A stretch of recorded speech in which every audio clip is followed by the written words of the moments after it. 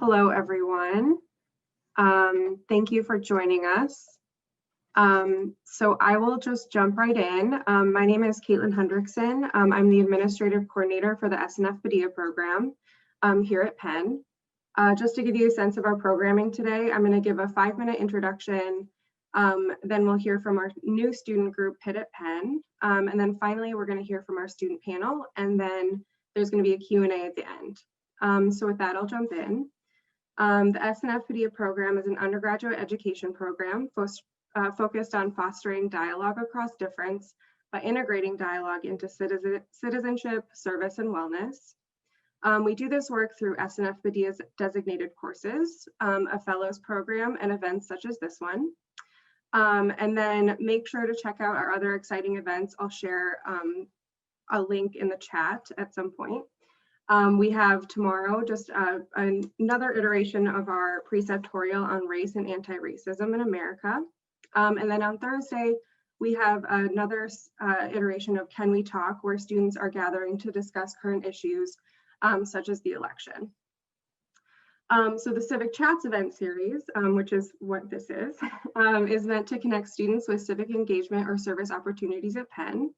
We're so excited to have a great panel of students here to discuss their experience in internships working in public service. And we'll also be hearing from a student representative from Penn, like I mentioned. So thank you so much for coming. Thank you to our partners in Career Services and our student panelists for being here. And with that, I'm going to pass it along to Stephanie Nam, who will give us a little bit more information about PIT at Penn.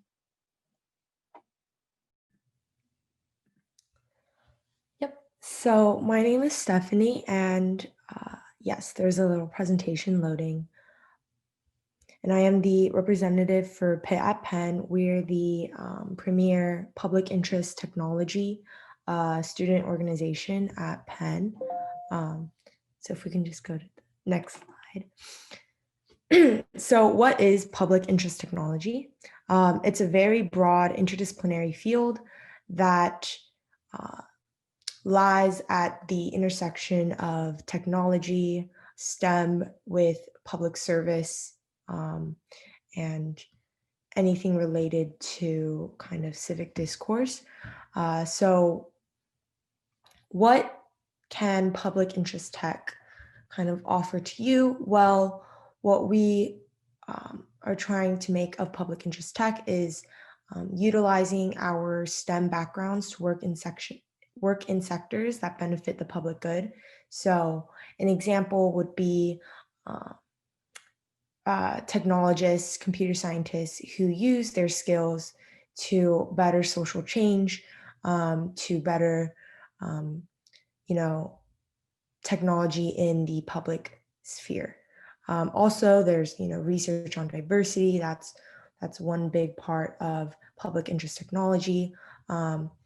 Using STEM research with an emphasis on social justice and, right, like mentioned, government and policy jobs. So why PIT at Penn specifically?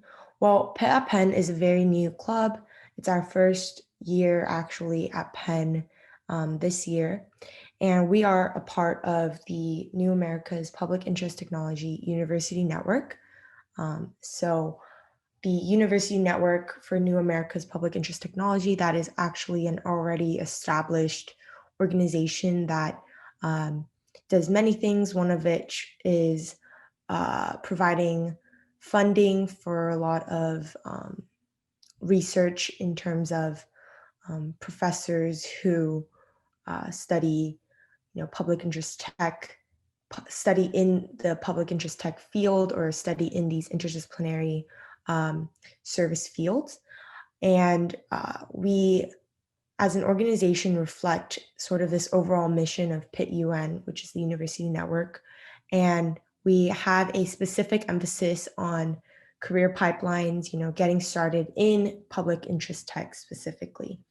So that segues into our next slide for events that we hold.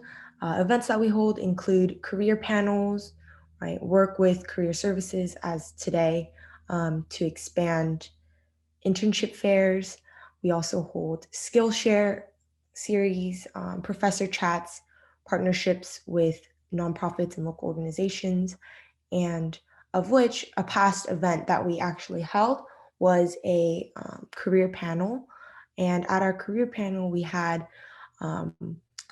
the Vice President of Technology Policy at Verizon Communications. We had a founder of a technology policy company. We had multiple professors who study kind of this public interest tech field. So computer science professors, professors of law, professors of philosophy.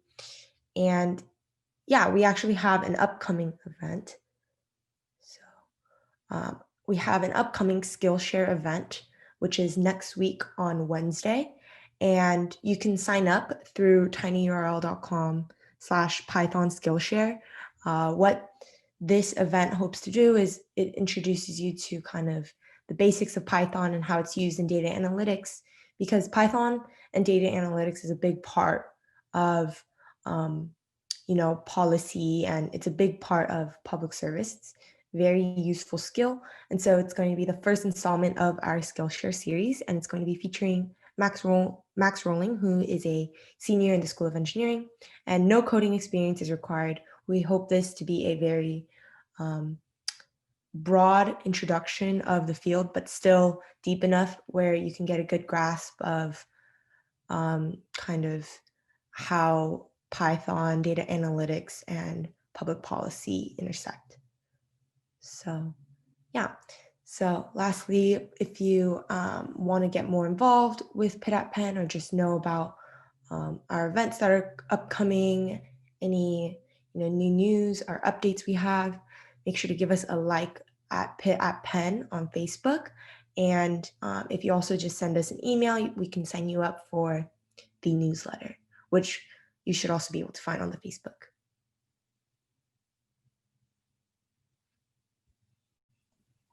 Great, thank you so much, Stephanie.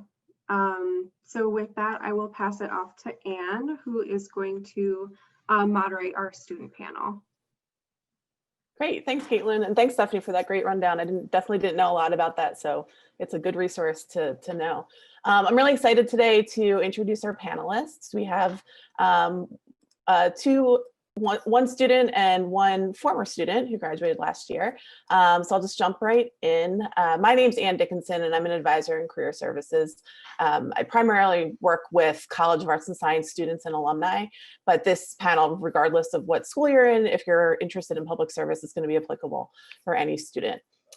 So I'll briefly introduce our panelists. Rachel is a senior in the college, and she's majoring in political science and environmental studies with a minor in Hispanic studies. So thank you, Rachel, for being here.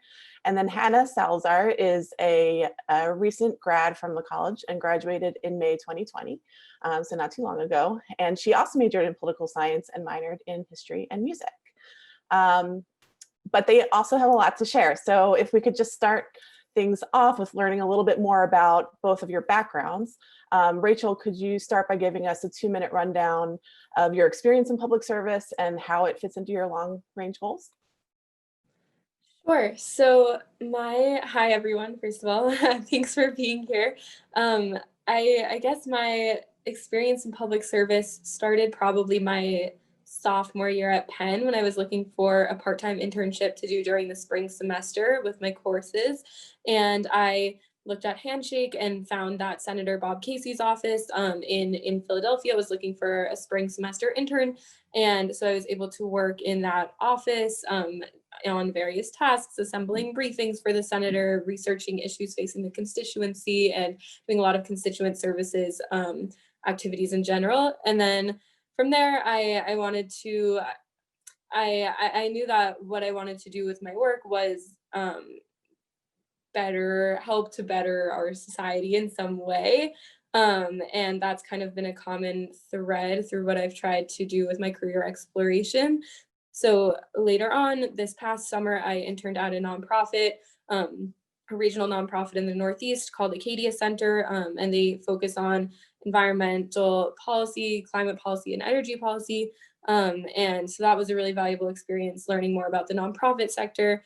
And then from there, I actually am taking a leave of absence this semester, and I've been working full-time for the Joe Biden for President campaign as a field organizer. So that's really my first full-time non-internship work experience, and that was a really phenomenal experience as well. So those are probably my main experiences in the public sector. And yes. Awesome, thank you. Hannah, could you chime in with your answer? Yeah, definitely. I would say that as of right now, I've had a lot of really fantastic experience in both local and national level nonprofits, as well as some government organizations, mainly in the House of Representatives on the Hill. I was really lucky and very fortunate to have a few internships, especially at the local level in Philadelphia through Penn's work study program, which is really fantastic. And Penn has a lot of really great partnerships with nonprofits in the area to connect students to jobs. So I've been able to work at some really fantastic organizations in all different kinds of capacities.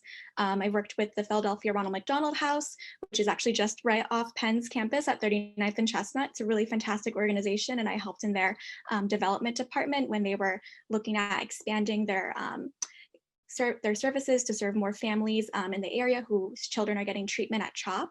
I've been able to work with Benefits Data Trust, which is a fantastic nonprofit located in Center City, right across from City Hall, that uses technology to connect people in Philadelphia and other surrounding areas to government benefits, as well as the Committee of 70, which is a good government group that also specializes in elections and voting and civic engagement.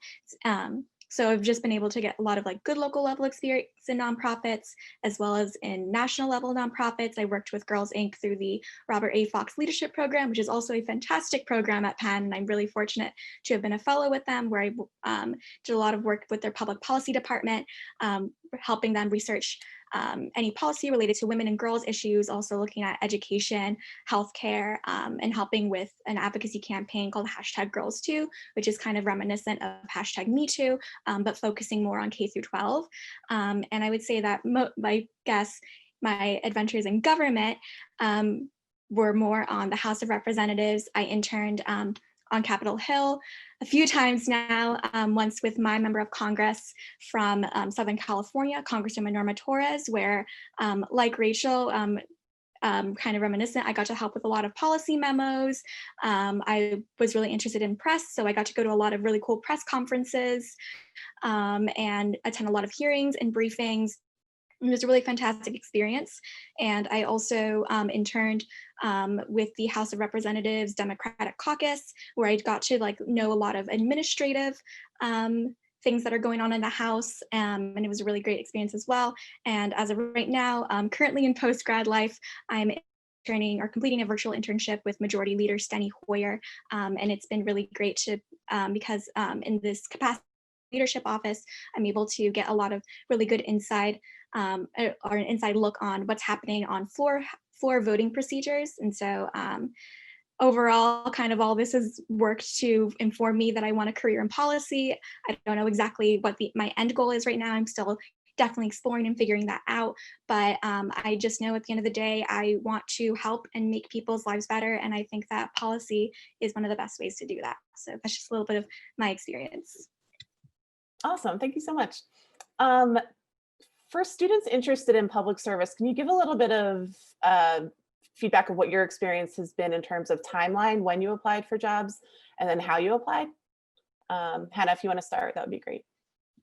Yeah, definitely. I would say that in terms of timeline,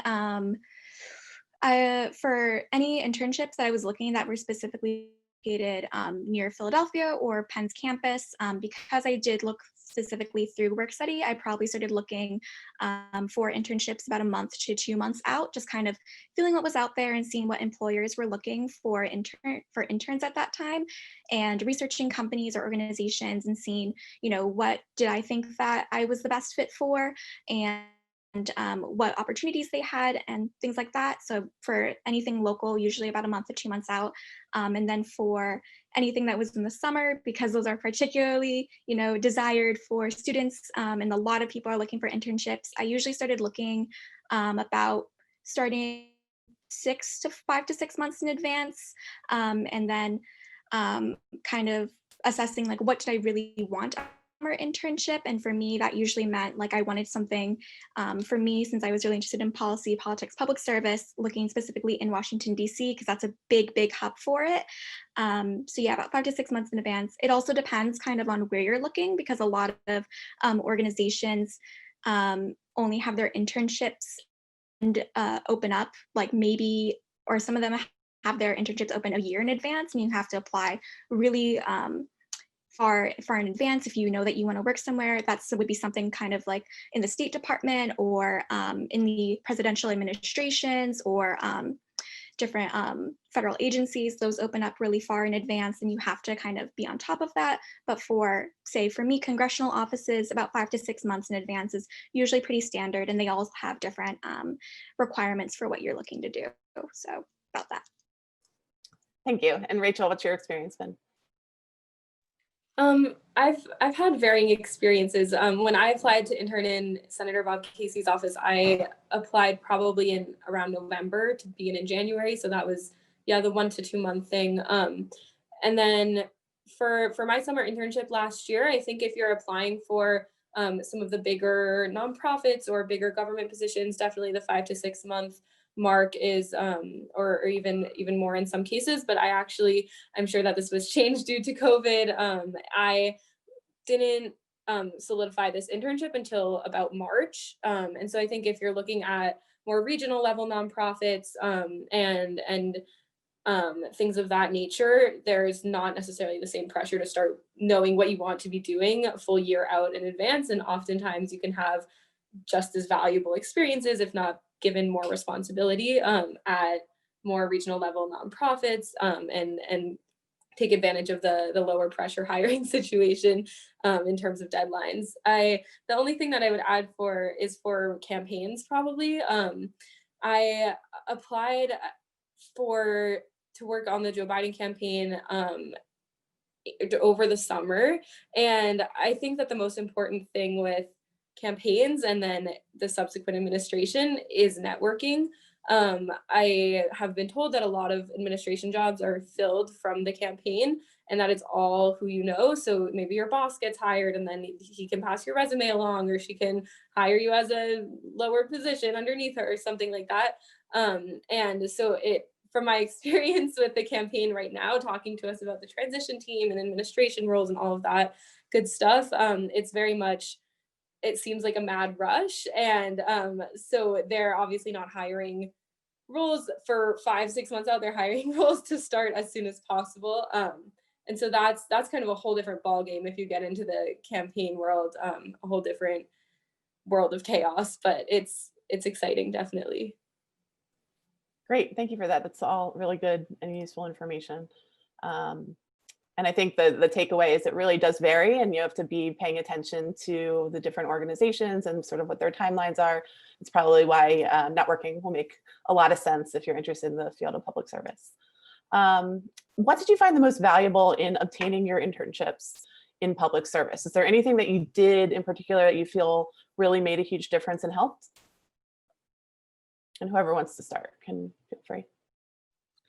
I can start. I've tried to do a lot of informational interviews with various people at various organizations and companies, both private sector, public sector, nonprofit, as someone who really did not know what I wanted to do for a long time, and I'm still trying to figure it out. I found that those conversations with professionals who are further along in their career have really helped me to kind of try and picture myself in various roles in various sectors. So that's been very helpful for me. And Handshake has also been pretty helpful as well. I know that the networking is really the more important part, but it's also helpful to just see what's out there and know when deadlines are. And Handshake is all very helpful for those more concrete steps of applying. I would also second the informational interviews, and as well as a few other things. I think that informational interviews, especially in this field, are incredibly important because there's so many facets and dimensions actually to public service that you don't actually really know. And so for me, talking with a whole bunch of different professionals in this field has been very, very great to, you know, be able to know exactly what I want. And I would also say something that's been really valuable for me is just kind of being very open and willing to take in a lot of information. I've been very fortunate to kind of like really explore really what I wanted and what I wanted my, you know, my end focus to be. And so with that, I've been able to internal across different departments. I think, like I said, in development, communications, administrative, and policy, and finally seeing that I really wanted to get involved in policy. And so, you know, being able to talk through my interests with also my supervisors in my internships, as well as reaching out to my friends and mentors and talking to them about, you know, what are the things I'm interested in and how can I go about kind of achieving, where should I look, I think is really, really important. So I think, you know, just being very open and being willing to talk with people about really what you are interested in and not kind of thinking that you have to follow any type of mold, but really pursue what you want, I think has been really valuable. Great tips. If anybody didn't see it, I just dropped into the chat the Career Services page on networking. We have a lot of great information there, including a guide to informational interviewing, which has been mentioned a few times. In that PDF, we actually give a sample email of how you can actually ask an alum to do an informational interview. There's a list of best practices, and then there's also a long list of questions that you could be asking so that you can be prepared ahead of time to do that. And this is, you know, I want this to be a very interactive chat. So I want any of the audience members to feel free to ask questions as well. You can do that by either unmuting your, oh, sorry, my dog's barking, unmuting your mic or coming on camera, whichever you're comfortable with, or you can feel free to type it into the chat and I can ask it on your behalf. But I want people to feel, if they have any burning questions, that they're able to be heard as well. But in the meantime, I have a list of my own as well. Next question, is there anything that you found particularly surprising about working in public service? Anything you didn't expect?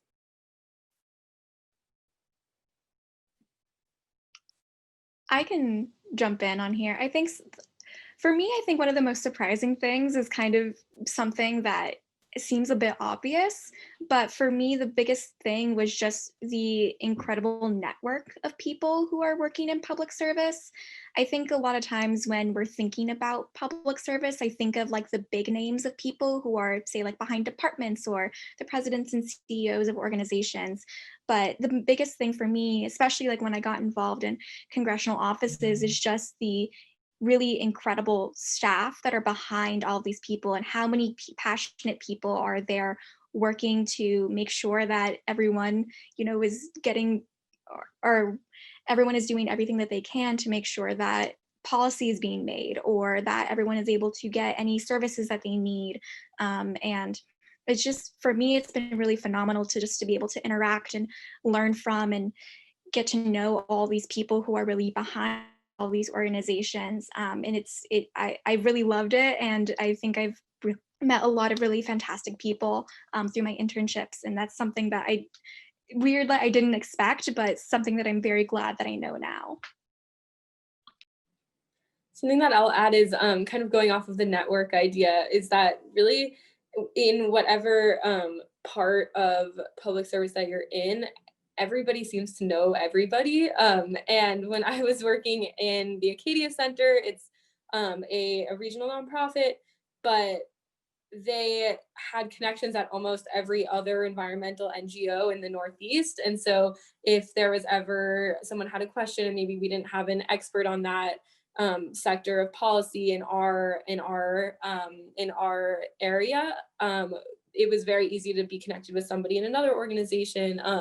And in addition to when I was done at Acadia Center, when my summer internship was wrapping up and I was beginning to look for opportunities for the fall when I hadn't yet applied for the Biden campaign position, my coworkers were telling me that if I needed my resume passed along to anybody, they knew all these different people in all these organizations. So definitely stay in touch with the connections that you create at these opportunities, because chances are they know many other people at other organizations in the field. And I wasn't quite expecting that. I don't know if you get the same experience in the private sector, but definitely in the nonprofit and in the public sectors. I was told working on the campaign that all organizers end up being connected by like 3 degrees of separation or whatever, and everybody gets jobs because they move around to different states and their supervisor is now here working with their former boss. And so it's just funny to see how connected everybody really is and how small of a world it is in these sectors. Thanks for that. It's good to know. Barb's actually curious if you could each share one thing that you really like about the nonprofit and government work, and then one thing that you found to be particularly challenging.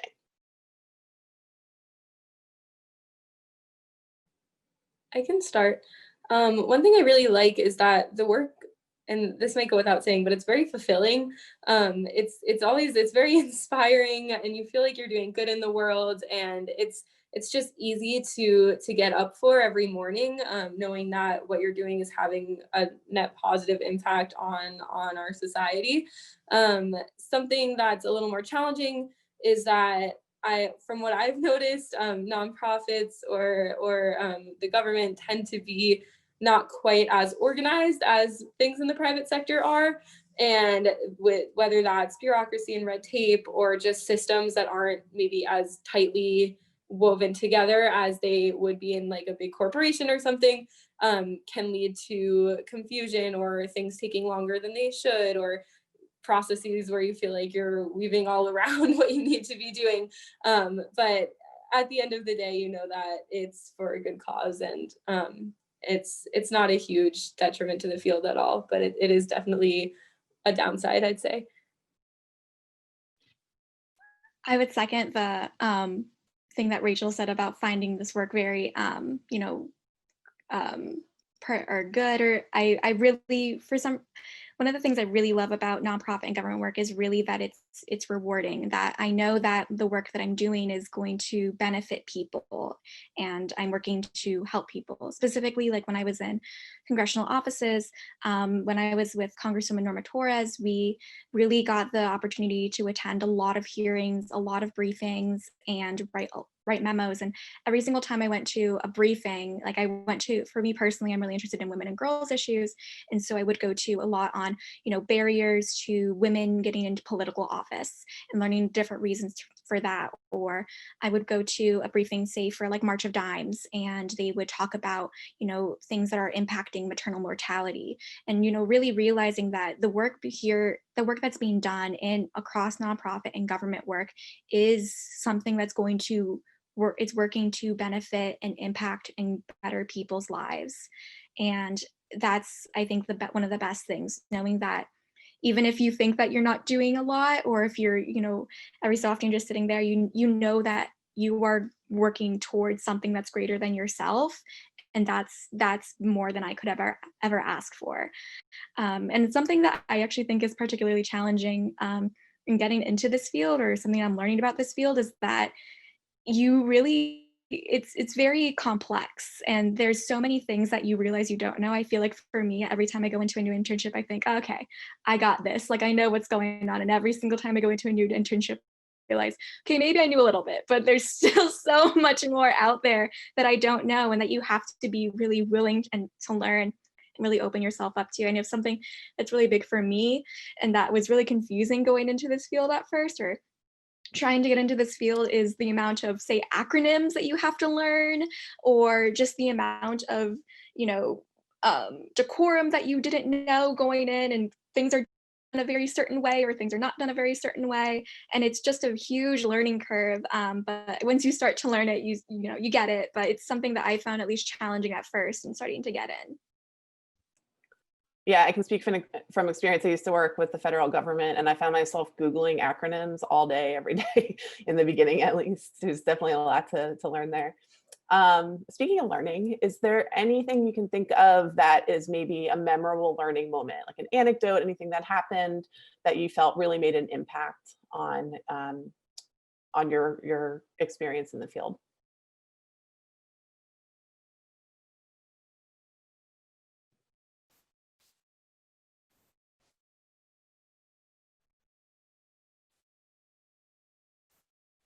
Sure. I guess I'll pipe in. I think something that really made a difference and was a big learning moment for me is when I was interning with Girls Inc.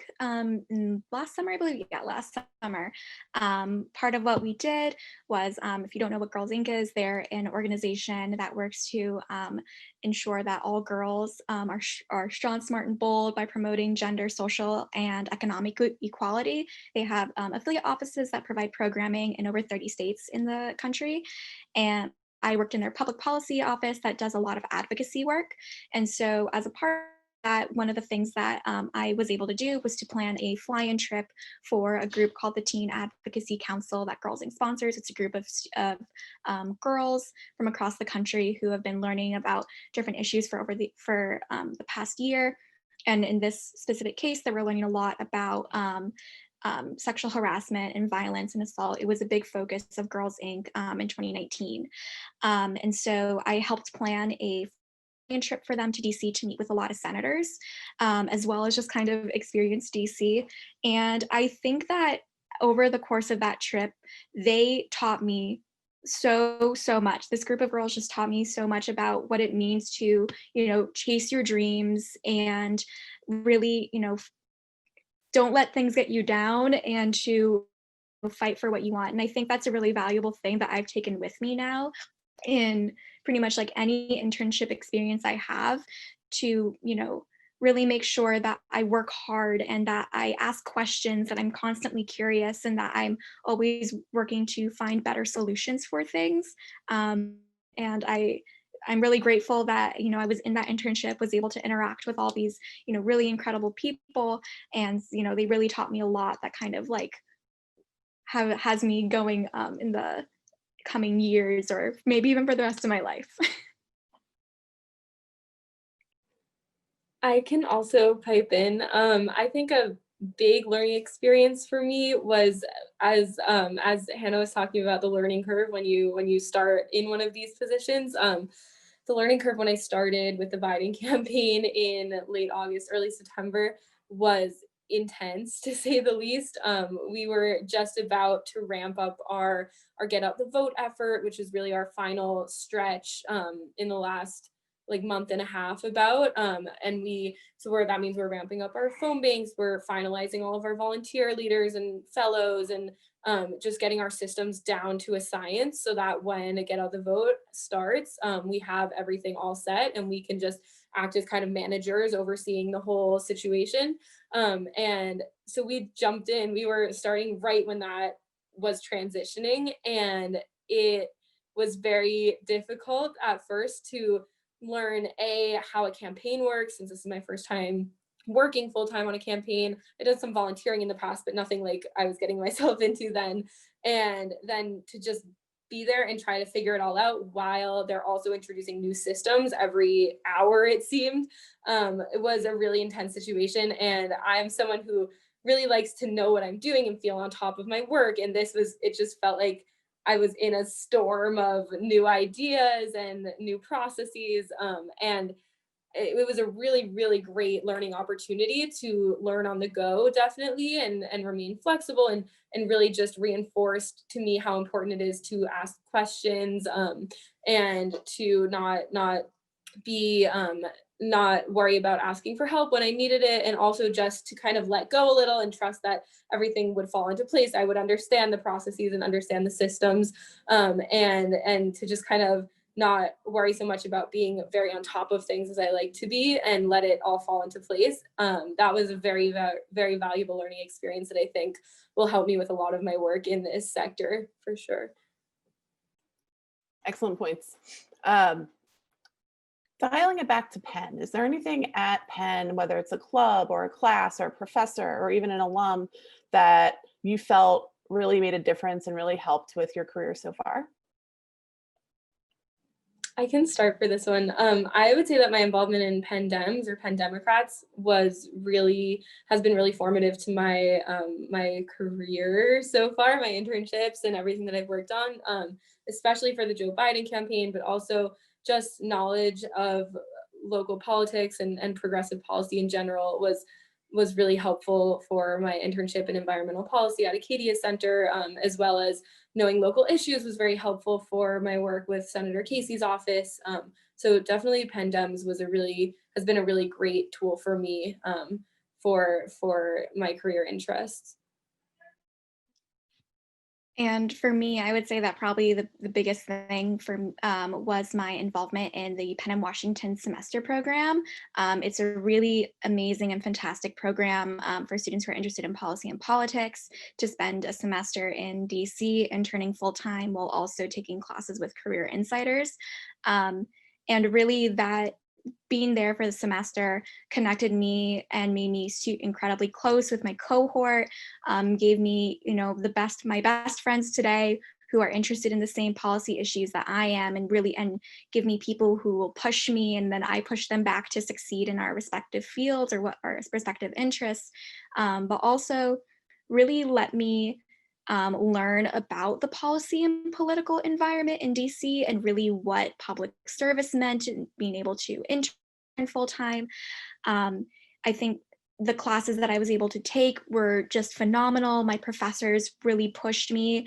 And I think like at the very end of it, one of my professors and specifically in diplomacy, it's not my focus at all, but it became one of my favorite issues. I went up to her and I hugged her and I was like, thank you so much for all of this. And it was just a very like touching moment for me. But I think that was probably the biggest thing of like, kind of like letting me know that this is where I want to be and this is the field that I want to be in. And also it was really fantastic. The program was fantastic because we talked to so many Penn alums specifically and contacts from our professors who really, talked to us about what the political environment was like, gave us career advice, shared with us different things that we're currently doing in their jobs, and really informed us of really what was going on in DC politics, public service, etc. Really fantastic program. Check it out. Excellent, thank you. So this is going to be my final question, but again, if anybody has anything they want to throw out there, feel free to unmute or just type it into the chat. I think this has been really informative so far, and I've even learned a lot. If you could, let's say you could go back in time and give yourself a piece of advice, what would you tell yourself or another student interested in this field that you think would be valuable? I feel like I can jump in. I think this is something that I really learned, but I think the biggest piece of advice that I would want to give myself is to not be afraid to ask for help. I think, especially in this field, everyone expects you to reach to people and to network and to find mentors and to always ask for help to make sure that what you're doing is correct, because it's better to ask like a million questions and get a great end product rather than just be like, I'm scared and I don't want to bother someone, and then you don't give them something that's great. That's something that's been a little bit hard for me to learn, but definitely probably like one of the biggest things. And I think that if you realize that asking for help is one of the biggest things that you can do, like it'll be really great. Also, quick other thing to throw in is to be flexible and adaptable. This is a really fast-paced field in some respects, and so it's really great to realize that you're going to be hit with a lot of punches every so often, and you just kind of have to go with the flow and adapt.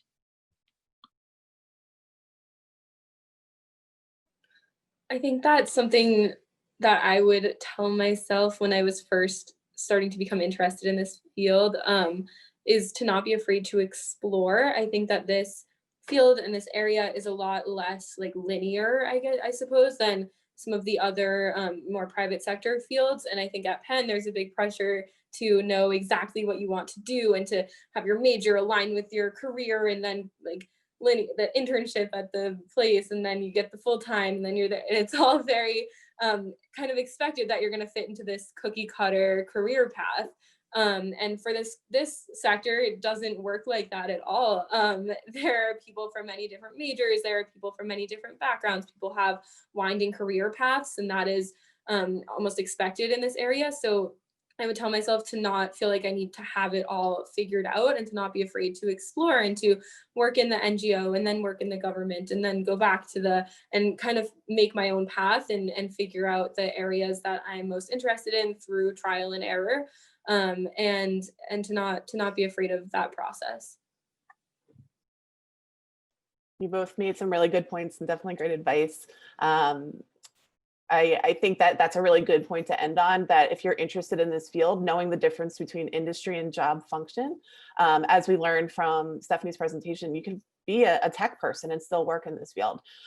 So you can go after the industry that you're interested in, but you might be flexible in how you're actually involved in that field, and that might help you explore some different career paths. With that, I think that we've learned a lot of gotten a lot of great information. Hannah and Rachel obviously both have had quite a bit of experience, really impressive experience in this field.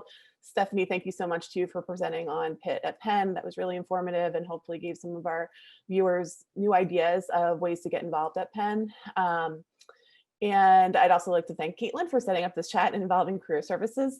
We want you guys to know we are 100% open. We have been since the campus closed back in March, and we offer all of our services. So if anybody wants to talk further about their career, whether it's in public service or in another field, we're here to help. You can just make an appointment with an advisor through Handshake. So definitely take advantage of that. And then also, I just want to let everyone know, in case you don't know already, we have a virtual fair coming up this Friday. We have almost 100 employers coming to it. It's a nonprofit and government fair, and it'll be held through Handshake. And just to give you a little context, we had 18 employers sign up for our policy and government fair in September. So 100 now is a huge improvement for this fair. So definitely check it out. You can have the choice to meet with employers either one-on-one, so it's great FaceTime, or you can go to group sessions just to learn more about those organizations. So if you go into Handshake, you'll see it right there. You can look at the different organizations coming. There's a lot of great ones there. And with that, I'd love to turn it back over to Caitlin. Yes, I would just like to echo that this was really, really informative. All of the questions that were coming to my mind, you already answered. So it's just a testament to how great your experience is and how great the panel was. So thank you again. Thank you, Anne and Stephanie, for also organizing with me too this great event. I just want to add, please don't hesitate to check out our website for future programming similar to this or our other great events that we have coming up. I did post that in the chat, so if you have a chance to take a look there. But yeah, with that, again, thank you for coming, and I hope everyone has a great Tuesday.